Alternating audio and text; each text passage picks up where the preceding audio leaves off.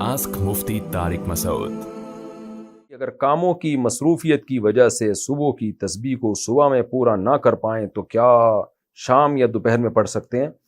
صبح کی تسبیحات زوال سے پہلے بھی پڑھی جا سکتی ہیں اگر مصروفیت ہے۔ نبی صلی اللہ علیہ وسلم سے تہجد چھوٹ جاتی تھی اگر کبھی تو آپ زوال سے پہلے پڑھ لیا کرتے تھے۔ تو اس حدیث سے ہمیں پتہ چلتا ہے کہ صبح کے معمولات اگر کبھی چھوٹ جائیں تو زوال سے پہلے اگر وہ کر لیے تو امید ہے انشاءاللہ ان کا وہی اجر ملے گا جو صبح کے معمولات کا ہے۔